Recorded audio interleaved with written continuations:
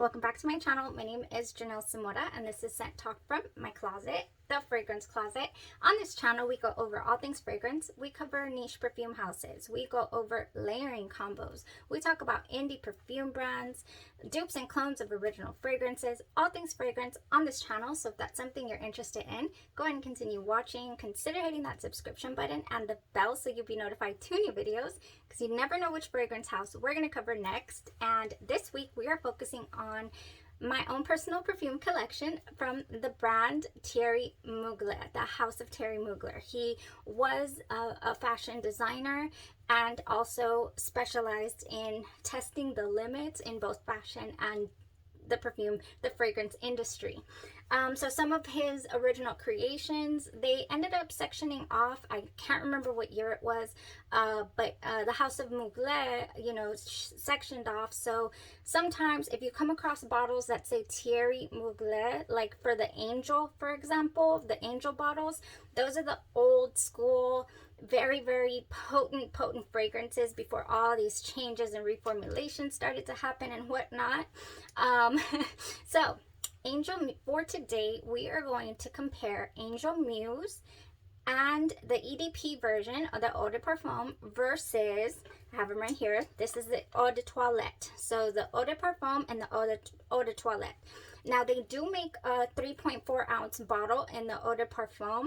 I looked it up today. I always like to be matchy, so this is driving me crazy. So they do also sell refills for these. I did find a refill for this fragrance today, but not this one, and we'll get into that. Okay, so this might not be news to you. This might be a fragrance. These might both be fragrances that are already staples in your collection, like they became staples in mine. I mean, we are, halfway down on both of these bottles. There are differences here, and I definitely want to go over that in today's video for you guys. I wore them side by side because why not? Even though I feel like I have classified Angel Muse EDP, the Eau de Parfum, in the cozy, 2 times a year that it gets cold down here weather. That's where I really like to wear this fragrance, in the cool weather, not in 100-degree weather. But I went ahead and decided I've never tested them side by side to really get a feel for their differences. Okay, so let's start talking about the original Angel Muse, and this one was released in the year 2016, and it was the first gourmand vetiver in the line, and I'm not even sure, marketed towards women. There was plenty of vetiver on the market. However, since it is a bit of a masculine note, it was marketed towards men. So this one, the original Angel of 1992 release, was the first gourmand of its kind. So here we have the first gourmand by this house, and here we have the first vetiver, gourmand vetiver. So on the site, it does say its accord is luminous and not too sweet. It contains a sweet accord of hazelnut cacao cream with the elegant, woody, and typically masculine character of vetiver balancing the creamy sweetness. I will say that this fragrance is beautifully mastered. To me, it's a masterful creation. I've never smelled anything like it. I still to the day don't have anything in the collection that is exactly like this. It reminds me of only one other fragrance that is in my collection, and I'll go over it in a second. The notes for the 2016 Amber Vanilla Angel Muse Eau de Parfum are top notes of pink pepper and grapefruit, mid notes of that hazelnut cacao spread, and base notes of patchouli and vetiver. So, gosh, I love this scent. It is really nostalgic for me. Like I said, it's one of the first fragrances before I really started to expand the collection. So it's special. It's almost ambery. It smells very ambery to my nose. There's no amber in the fragrance itself, but it smells very ambery to me. Like the color amber. And yeah, And today I confirmed that it was definitely, it should stay in my winter scent pile. It was a bit much. I was not outside at all today. So if I would have been, I'd have passed out possibly, or choked some people out around me. Oh, it's still here. This is a beast of a fragrance. This stays on you, on your skin, on your clothes all day long. What I went ahead and paired this with as far as lotion is concerned, I was going to go in with the Bare Vanilla, but I decided to make it just all the more sweet and lovely, and I paired it with my Tahitian Vanilla Melt because I'm just loving the way that this leaves a beautiful, just soft, creamy smell on your skin that really, it's a great layering base is what I'm getting from this Kopari Tahitian Vanilla Melt. It's been a favorite lately, and that is what I wore on my skin as far as you know, making sure my elbows were not ashy. And right now, with the fragrance and all that on my skin, I do get a slight vanilla smell. So I believe that it went very, very well with this fragrance. And it does remind me of one other fragrance, and that happens to be Grand Soir by Maison Francis Kurkdjian. And I'm not even sure why. Maybe because it's an amber vanilla fragrance. So Grand Soir has amber in it. It has benzoin, vanilla, tonka bean, a little bit of lavender in here, and some, what is it? Some leather. It's a leathery note. It's a flower that smells like leather. Spanish labdanum. That is what is in Grand Soir. It is also very masculine and ambery, and I absolutely adore it. I love this fragrance, and again, in the cooler weather. I don't really particularly care for this in the heat. So there's no vetiver in here. There is no vetiver in Grand Soir, but it gives me that warm, spicy nuance that the Angel Muse gives me. So, you know, it just reminds me of it so much. Oh, but it's different. I cannot say that it's exactly, I'm just saying, you know, it gives me that nuance for whatever reason. If you love Angel Muse, let me know. Let me know. Okay, so that was what I wore on my right side. A year later, 2017, they go ahead and release the Angel Muse Eau de Toilette. And with this fragrance came some passion fruit. It has top notes of passion fruit, mandarin orange, and lemon. Mid notes of that beautiful hazelnut cacao spread, cassis, and base notes of vetiver, akigala wood, which I struggle with a little, chocolate, and caramel. So we've added chocolate and caramel to this fragrance, and so we've sweetened it up a little more, I would say, than this fragrance, and we freshened it up. This is perfect. It was perfect today. It is light, it is airy. I struggle with the akigala wood a slight bit. It doesn't last as long as the EDP. The EDP is still going strong. It's 12 plus hours already, and this one pretty much went a good 9-10 hours, which to me that's still beast mode. 9-10 hours. Oh, definitely. So what did I do on this side? I have worn this one quite a bit. It's an old bottle. Look at this. It's already what is the word, like coming off, like I've spilled some on it. It's old. It's a little old, my little cap here. But gosh, I love this fragrance.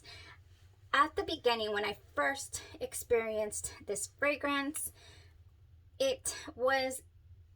I didn't jive well with it. I didn't appreciate that akigala wood. I felt like it wasn't really going well with my skin chemistry.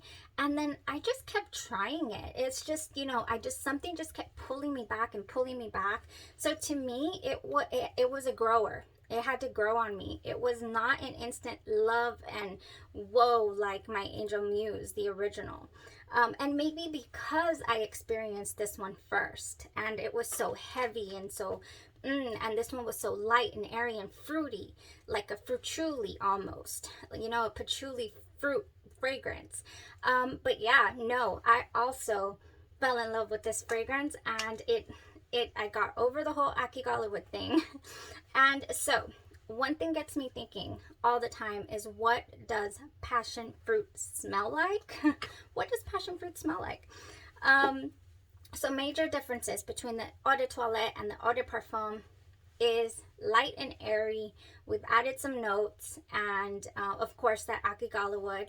So this one's ambery vanilla, totally is. And this one, I didn't write down what it was classified as, but it has to be a fruity gourmand of some sort. Definitely. So passion fruit. I just received this passion fruit cake from Sugar Milk Company in my last order. So I'm gonna spoiler alert it. I haven't done the unboxing.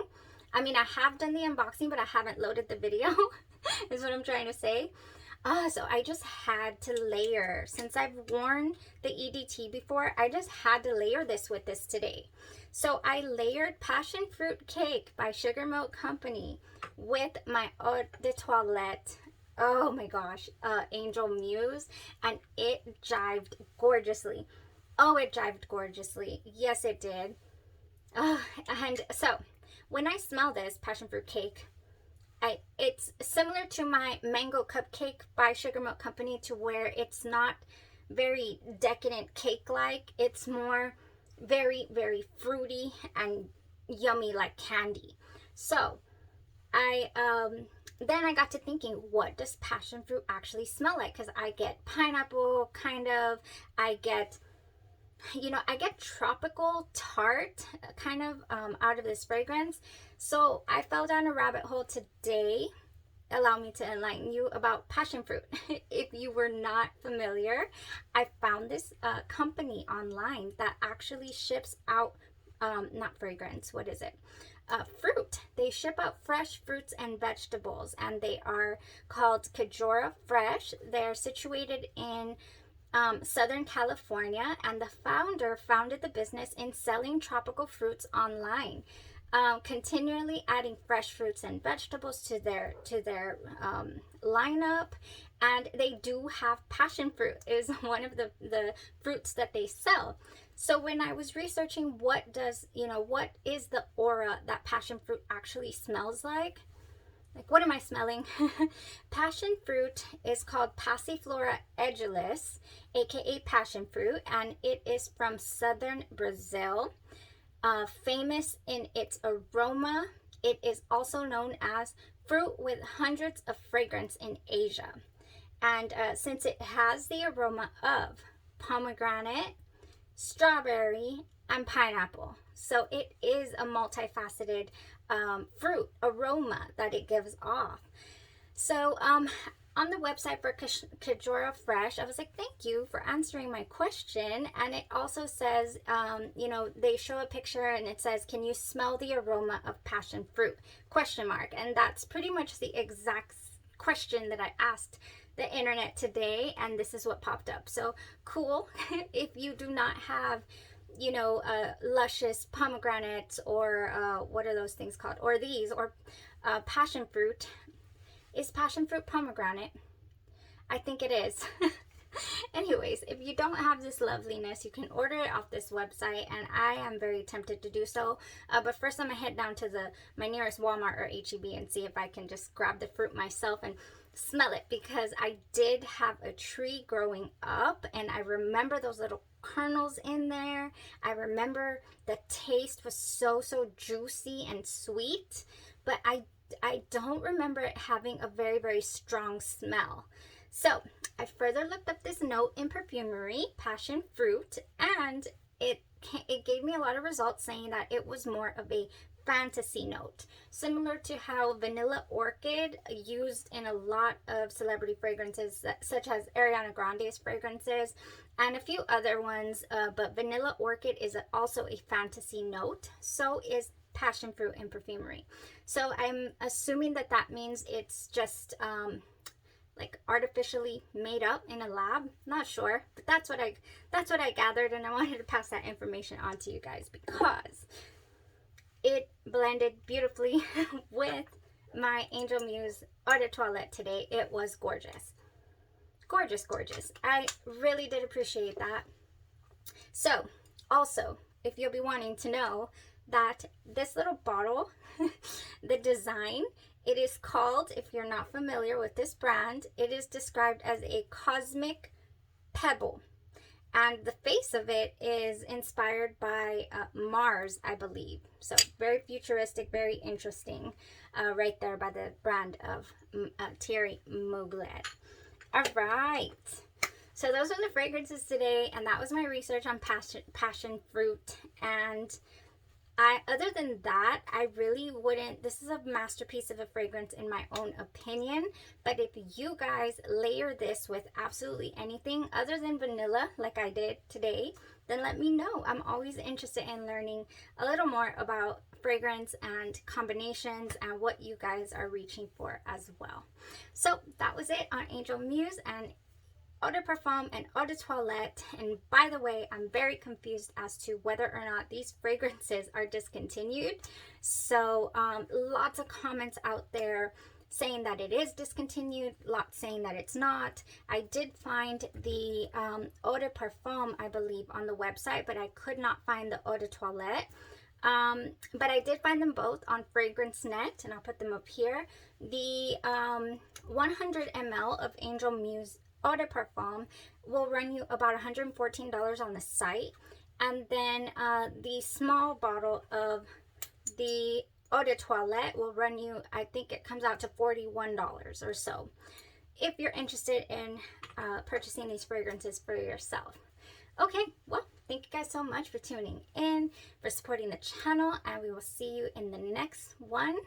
We still have a couple more. From this brand to explore. So thank you guys so much. Stay safe, and you have a great rest of your evening. Bye-bye.